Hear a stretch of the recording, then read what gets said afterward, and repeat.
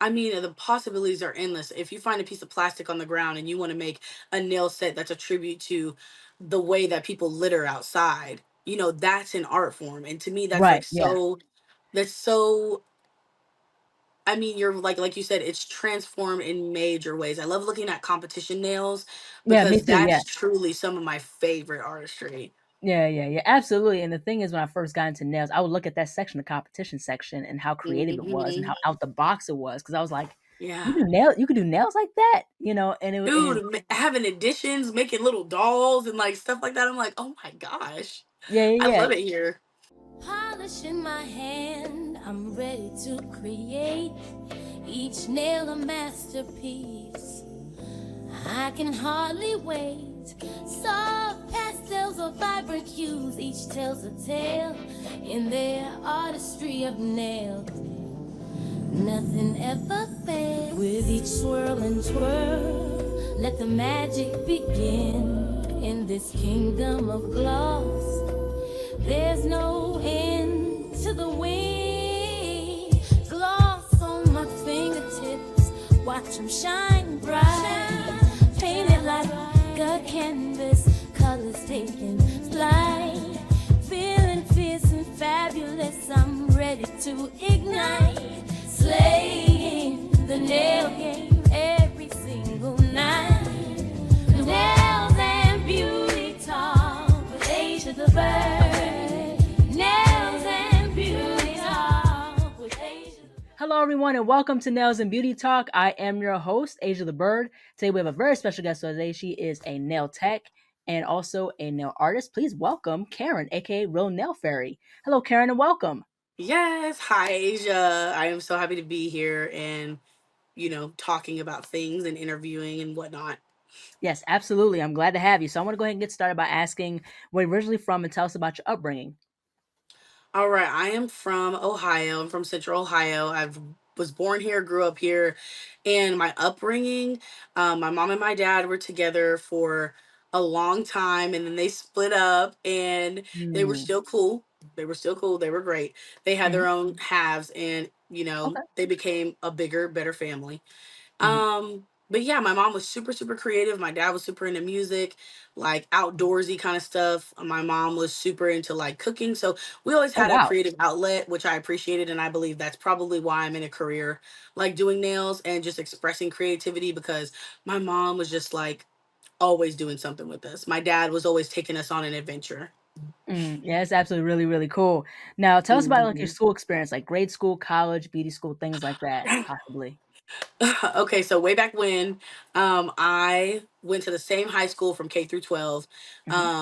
I did, I don't want to say unfortunately, but because some of it was fortunate, I learned a lot from observation, but I went to a very, very white school when I Mm, was younger. It took lots of years before there was way more even of a mix. And hmm. I appreciate some of the teachers that I had because along the way they were very helpful and very grounding, very balancing. Hmm. But all the way up through high school, I ended up switching schools to go to a trade school for my junior and senior year, and that's when I ended up getting my cosmetology license. So I was a licensed Hmm. cosmetologist at 18, walking away with that, so I could just jump right into my career.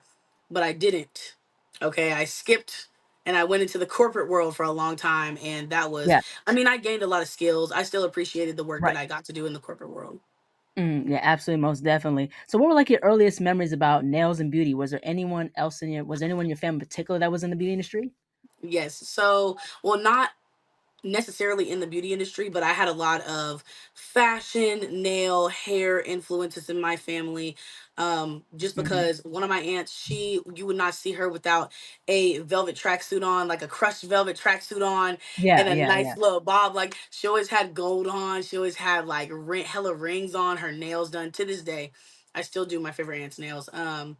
But even like my grandmother, one of the big things that she told us when we were, it was kind of when I was an older teenager but still young, was that your Right. hands make your first impression. And it was something that Hmm. I always just kind of like remembered on. um and because my dad and my mom were so open to letting me and my sister do, be creative, explore things like that, they let me start, experimenting with press-ons, and back when we had to use real polish to do everything. That Mhm. was a whole hassle, but she started letting me experiment with press-ons. My mom used to get her nails done occasionally, and I would love how they did her Right. nails. My mom and dad used to host a lot, and so I used to see a lot of their friends, a lot of my uncles that ain't my family, or my aunts that ain't my family, or my cousins that's from somebody else's mom, things like Right. that. Just getting exposed to a lot of different like inspiration sources. I had a lot of different things, and as a child I definitely was exhibiting some ADHD, you know, types of Mhm. mannerisms, so I could just absorb and absorb and absorb. And every fashion magazine, every jet magazine that my aunt had in her bathroom laying on the counter, like when she was doing her hair, like everything I looked at, I absorbed. And so it made Mhm. me go straight into the creative world with full force. Mhm. Yeah, absolutely, most definitely. So, what has been your experience owning your own nail business? Man, that's a whole separate beast of its own. The actual doing the nails portion, and the part about doing nails, getting paid for it, setting your hours, taking appointments, having a booking app, having a website to run, things like that. To me, that's all the part that's a little bit easier. The Mhm. parts that I think are a little harder are the numbers side of things, like when you're getting ready to do your taxes and all your vendors license that you need. You need to maintain your licensure, and every year, you know, thanks government, but it goes up. The price to maintain a license goes up pretty frequently in the state of Ohio. Mhm. Um, there's a lot of different, when you get an LLC established, there's a lot of different things you have to do with that, and setting up business bank accounts. It's a lot. So I think owning my own nail business has afforded me the opportunity to do a lot of different things, but it's also very hard to do. Right, right. Absolutely, most definitely. Now, in regards to just your nail business, what are some things that you like about having your own nail business? Oh, that I could set my time, I could set my hours for whatever I want. That's absolutely, Yeah. the flexibility is probably my favorite part about doing nails. Mhm. Yeah, that's really, really cool. Yeah, definitely. It's a thing of it. Then when you have your own business, you can do, set your own hours, your own schedule, and things like that. You're not working by someone else's schedule, right? I think Yeah, that's very, very important to really, have your own space, have your work own, life balance, work life definitely. balance and things like that, where things are just, you can navigate things much easier than if you was under somebody. Yeah, and I'm of the belief that I know a lot of us have to do it, and a lot of times I'm working more than 40 hours a week just because business never stops. I'm laying in Right. bed and I'm still doing business. Hmm. But I think not having to physically be at a desk, or because before this I did, a lot of different stuff, a lot of computer work, a lot of on the go. You're taking your laptop or your Surface Pro or whatever, and it felt like the clock never stopped. But luckily, I feel like as a business, when I come home, it kind of stops because it starts to feel like, I'm just doing regular everyday stuff at this point. Like I'm getting on my Hmm. phone, I'm watching TikToks between doing like other stuff. Like I have a little bit more freedom, so it doesn't feel as draining. But the fact that Hmm. I can feel like I'm not sitting at a desk for 40 hours a week and just slaving away to something that I see not as much value in, Hmm. that's really what makes like the flexibility of it all my favorite part. I love doing nail art, I love doing nails, I love structure, I love everything, but the ability to choose when I'm doing that is what's more important to me. Yeah, absolutely. Now, how would you describe your nail art style? I would say eclectic. I am super into patterns, Yeah. borders, frames, um, UFO looking nail art. Definitely very eclectic. A little bit of everything. Yeah, absolutely. Like, I love how the nail shit has grown in terms of artistry because there's so many different styles you Yes. can look at, different color palettes, different styles, and you can be inspired by anything and anywhere. I think that this nail industry is rewarding artistically because, so much to learn, so much stuff you can use to Yes. make a body of work. I mean, the possibilities are endless. If you find a piece of plastic on the ground and you want to make a nail set that's a tribute to the way that people litter outside, that's an art form. And to me, that's like Right. Yeah. so, that's so, I mean, you're like you said, it's transformed in major ways. I love looking at competition nails Yeah, me because too. Yeah. that's truly some of my favorite artistry. Yeah, yeah, yeah, absolutely. And the thing is, when I first got into nails, I would look at that section, the competition section, and how creative it was, and Hmm. how out the box it was. Because I was like, Yeah. you could do nails like that, and it, Dude, having additions, making little dolls and like stuff like that. I'm like, oh my gosh. yeah, I yeah, yeah. love it here. Yeah, it tells you the possibilities are just really, really endless. And the people Yeah. that really make those doll like figures is pretty much people like from Europe or like Russia, Poland, Hungary, or like Hmm. Spain, or like parts of Asia like Singapore, China, Korea. Yeah. You look at those type of nail technicians, those people that are nail techs over there in those certain areas, you get very inspired.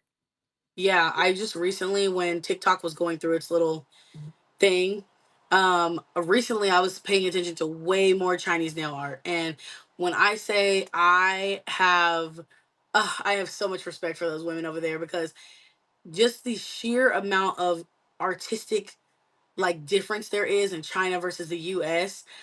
They're out there performing magic on everyday Right, yeah. clients, just putting claws on clients, doing like 6-inch like cat eye nails. Like I love it Right. so Yeah, yeah, much. yeah. Yeah, it's really, really Yes. amazing. I want to get into and switch gears and talk about your press on nail business. So you Oh have your own press yeah. on nail. You have your own press on nail business That's called me. Fairy Press. So tell us Yes, I about your do. press on nail business and what advice would you give for someone who wants to start their own press on nail business? So my press on nail business I actually just started this year. It's been a project in the making for a few years now, only because I used to be really nervous about starting and where I would host, these sales at, and not having a really knowing how to use a computer but not having the background of a website builder or things like that really just made Right. me nervous. The biggest part that I was like absolutely almost overwhelmed with anxiety about was shipping. Turns out shipping is Mhm. probably the easiest part about having Yeah. a press on business, which I love because I was terrified of it. Right. Um, but now that I've started that business, I feel that a lot of people are more for like they're more willing to do like, okay, how do I say this? They're willing to let me put my spin on things a lot more than a client that I have in person necessarily, because sometimes in Right. Yeah. client person, they want what they want. But the press Mhm. on Absolutely. business gives me so much creativity because someone will say, I just want to freestyle. I just want you to freestyle and I want you to do it in your art style and I want you to do how you would do it, and that's that, and I love it so much. Yeah, um that's awesome. if I had any advice for somebody making a press on business, I would just say do it.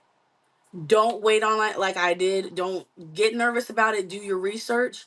Watch some YouTube videos. YouTube University is how I learn everything, and Yeah. it's not failed Right. me thus far. That's But good. just do it for real. Like Yeah. like the only thing stopping you from achieving your goals in this moment about a press on business is really you. I bet you have $200 to Absolutely. $300 to start with to get you some basics. And you can start from there. I mean, the sky's the limit. Yeah, absolutely, totally, most definitely. So I want to get into as far as favorite nail products and nail shapes. So what has been like your Yes. so what has been your favorite nail products and favorite nail shape? So my favorite nail product has actually been, there's a product called the Gin B thick top coat gel, and it's I purchased it from Zilla Beauty. They're like a Korean Hmm. like they host Korean and Chinese like nail art products, I believe, or like it's like Korean, Japanese, and another one, I Is believe, it another Zillabo? country. Yeah. Hmm. Um, and then like Hey Nails, they're another one that I use, but they both sell Gin B, I believe, and it's a really thick top coat, and you can do, 3D art with it, things like that. When people were doing the puff nails, like where it kind of has a 3D effect where it comes up off the nail, a lot of people were using that, and I like to use it for that kind of that type of nail art as well. That's one Right. of my favorite, absolute favorite nail pots. If you need encapsulating gel because you're doing a gel extension and you're trying to encapsulate on something on top, it's so thick, it will cover everything and just like hold that shape. Love it so much. Hmm. Um, and then what was your second question? Favorite nail shape. Oh, my favorite nail shape. I would say a duck nail. That's absolutely gotta be my favorite shape. Yeah, that's I absolutely really, really love. cool. I feel like it's just so it gives me all of the nostalgic feels of like Jersey Shore and that era of like trashy reality TV. Teresa whatever her Teresa Caputo that was doing like Long Island medium with her long duck nails, like it just gives me what I need. I wish more Mm, girls would try it out. mm. And the thing is that I like how they're, us as black women are rocking the duck nails and things like that. Just the Yes. different nail shapes is absolutely amazing. I feel like And it's the curved nail of our era. yeah, yeah, absolutely, definitely. Even with the curved nails too. I like what Fetish for Nails is doing. Jasmine J. Yes. Oh, I Yeah, love her account. yeah, the I feel like she 90s. does so many natural nails too, like that are curved, which I love to see that there is a person that is preserving that type of art style. Yeah, that Love type the of page aesthetic. so Yeah. much. Yeah, absolutely. Totally. I can totally agree with that wholeheartedly. Hmm. Now, as far as the nail industry, what are some things you like about the nail industry? And what are some things you think the nail industry could be improved on? Um, some things I like about the nail industry is that there's a lot of girls out here, Mhm. especially in the physical world where we're getting, face to face, things like that. There's a lot of really kind, I've learned, in a world of social media that's telling you that men and women act a certain kind of way. I have learned to really just ignore the noise sometimes and Right. just take people at face value for what they are, what they present to you. And then you can kind of go from there. You can build a lot of rapport, and you can learn a lot about somebody doing their nails and doing pedicures.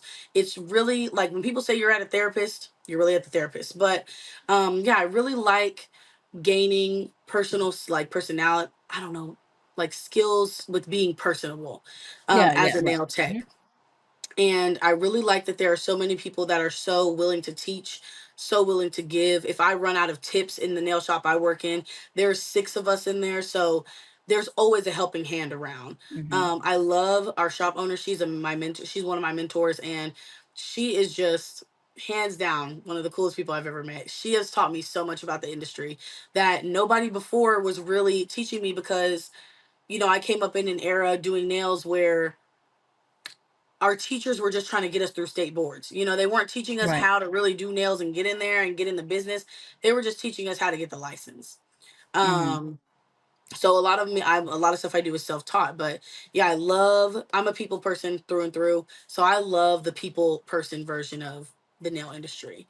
The Mhm. things that I don't necessarily like, I don't like when one of the big things, like I said, I think we talked about this earlier, but one of the things I don't like about the nail industry is when you go onto a nail product, a person who provides products or a business page, and you don't see very much diversity in the hand color. Because number one, I have a lot of clients that are a lot of different shades, and a lot of them, I feel like a lot of products are kind of made for fair skin hands, and Mhm. so sometimes I like to see products on darker hands, mid-tone hands, dark hands, anything to really get a feel for the product. And a lot of these companies don't include pictures like that on their websites either.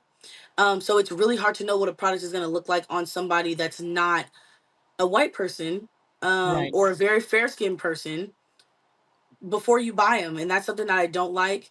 I would say probably something that like just attached to that too is, um, from the customer side of things, sometimes people don't really respect the price that nail techs have because they think that it's not worth it. Meanwhile, we're Right. probably one of the cheapest and most long lasting beauty services that you can have done.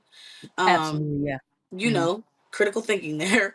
But I Right. don't like when people assume that we're buying cheap things and therefore they are unable to justify, why they're unable to justify in their head why we're charging so much for something. They don't take into Right. account the work, the time, the skill, the amount of work I put in for the last 10 to 13 years to become who I am today. That's all worth something to me. So that would be probably one of the things that I don't like, is just the lack of morale surrounding, like, just let it be what it is, because that's, the price isn't going anywhere. Yeah, and the thing is that, like, definitely I think, nail artists and nail techs, people in the nail industry do deserve more respect as far as what we charge and stuff like that, as far as like the nail techs and Mhm. not nail techs, the nail prices and also like the custom press-ons and stuff like that. Because here's the thing, like there's this double Yeah. standard, especially, like if you're able to buy 400, $500 for some makeup or some hair, and then Or or get your fashion makeup sense done of for a hers. $100, and then you can't even wear it for one day. You literally wear it for one day, then you gotta wash it off. Exactly. exactly. That's the entire thing. So I think there definitely has to be more of an understanding, and it's like, we work hard on our nail sets that we create and stuff, and those can take Hmm. 5, 10, 20, 30 hours or whatever. So it's Yeah, like, and it's an art form in itself. it is. And I wish that people understood that just because like you go to a salon, like I wish people understood what you're getting when you come to like a private nail tech versus when you go to a salon, because I don't think a lot of people Hmm. in the moment really think about it, that you're getting the manicure, you're getting your hands taken care of, you're getting the conversation. Sometimes we'll have snacks and stuff and everything, water. Yeah, You're yeah, getting everything included. It's all inclusive. I know some techs that go above and beyond and they do hand soaks, they do sugar scrubs, they do right. hot towels, Hmm. neck massagers, just all of the different things that can go into a private tech experience, that they're Right. not getting at the salon. But because they're getting their nails done outside of the design, people think that it's just the same process when it's just not. Yeah, right. It's like Absolutely. it's the lack of like education surrounding that. I feel like that's a part of it as well. It's just you not putting two and two together, and also the lack of education surrounding what is a nail tech actually doing. Because for Right. real, I make a joke in the shop all the time that when I do nails I'm doing surgery, but I'm in here working with implements that could, if used improperly, harm you. So I just, you know what I mean, Right. it takes a certain level of skill that people are really not acknowledging to physically do nails Yeah, or even make absolutely. press-ons. You're exposing yourself to chemicals, Hmm. things like that. You have to wear PPE, you have to make sure that you're safe. Right. Those are Absolutely. also things that people don't take into account because they say, oh, it's just gel polish. Well, I mean, according to the MSDS, these are chemicals we're working with. Exactly. So, Exactly. Yeah, you that's the know, entire thing. But also too, I think another thing with the nail industry, the more I've really sat back and observed, the more I've understood it. And I really wish that us as black people in the industry were valued more in this industry. I don't think that us as black people in the nail industry are valued enough. I think we're mostly used, if anything, as far as, marketing, as far as just to help people's brands elevate to where it is in the industry and things like that. So I really wish that us as black nail creators were valued more. Definitely. yes, I'm sorry, I was responding to my sister, but I do, and I do think that also, just to piggyback off of what you said, when it comes to the pay, when it comes to the pay, Yeah. it's not there. It's when I was in the makeup industry and I was doing makeup. First of all, it's already hard enough to compete on that side of things because it's so everybody can do makeup. It's absolutely so saturated It's so that like saturated. Yeah. it's hard to find, it's hard to find brands sometimes as a makeup artist when you're a blip on the map, when you don't have hundreds of thousands of followers, you know what I mean?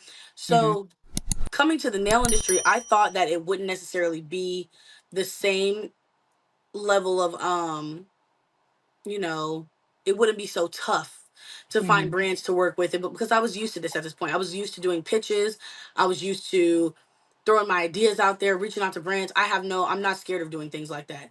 Right. Um, Hmm. but I have found in the nail industry, it's personally to me, it's actually worse than the makeup industry because there are less nail brands.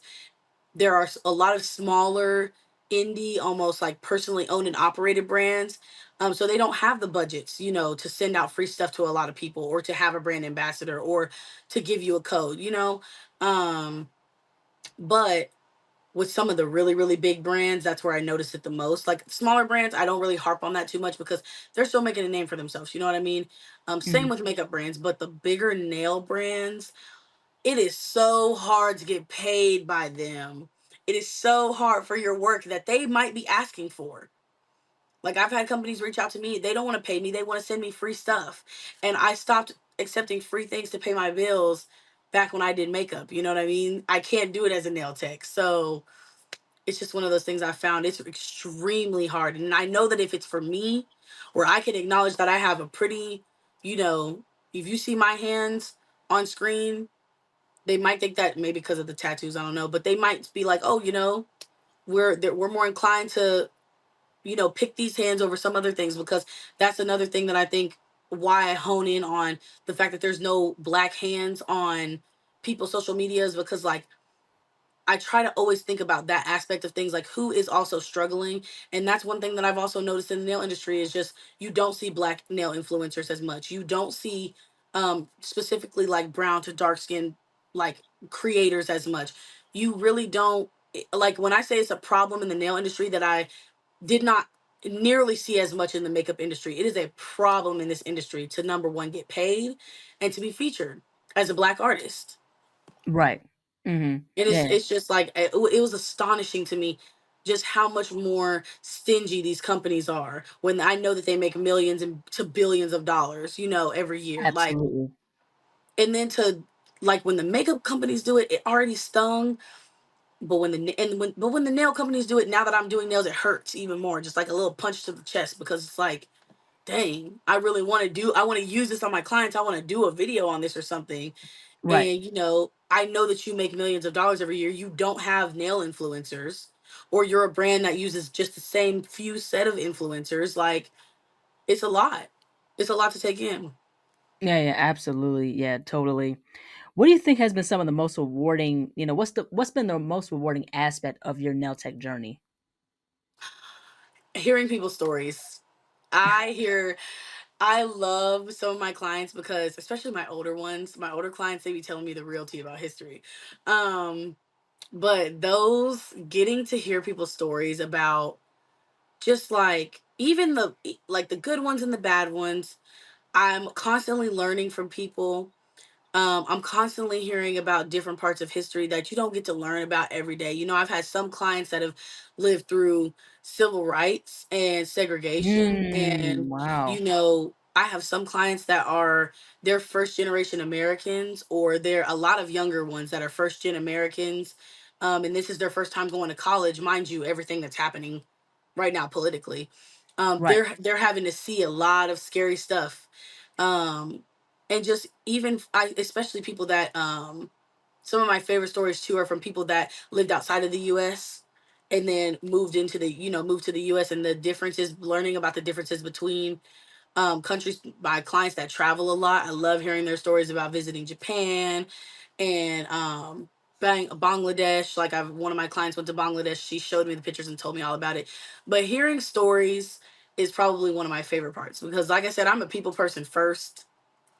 And so hearing all of that information and being able to recall back and say, oh, like, you know, one of my clients told me about this, and this. I kind of want to visit this country. Let's do this when we go there. Or, even as it pertains to a Right. regular life situation, I can take, oh, dang, that happened to her.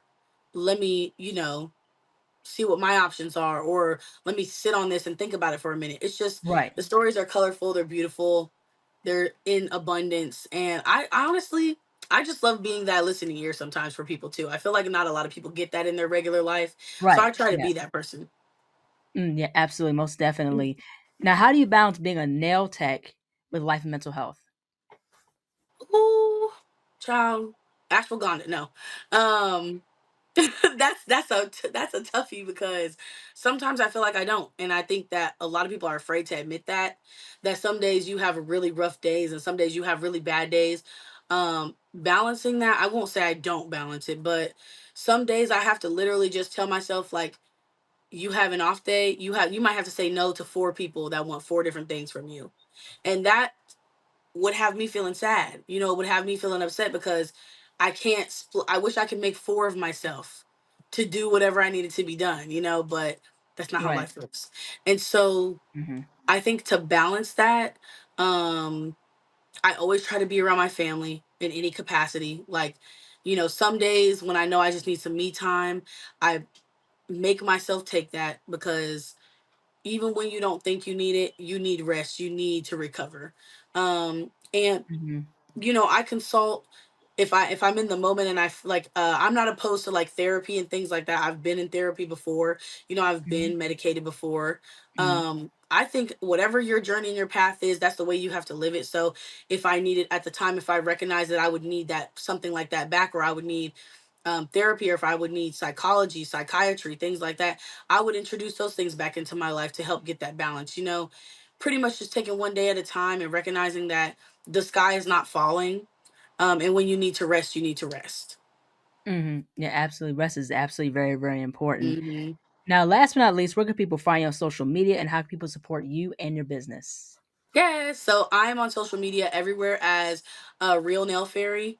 So you can find me YouTube, Instagram, Threads, TikTok, Twitter. I well, it's not Twitter anymore, but everything is Real Nail Fairy. I'm on Blue Sky. I'm everywhere. I try to be everywhere so that people can find my nails. But yeah, everywhere I have officially changed everything over, so everything should be under that name.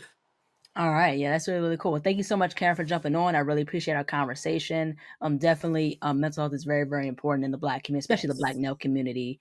Like I said, I really wish that we were appreciated more in the nail community and industry.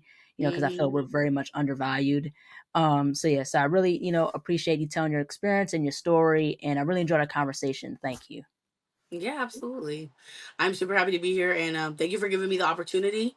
I feel like I really got my brain picked today. That was a satisfying feeling. So I appreciate the way you ask questions and the thoroughness of the like questions too to really get people engaged. All right, thank you so much. Take care. Thanks.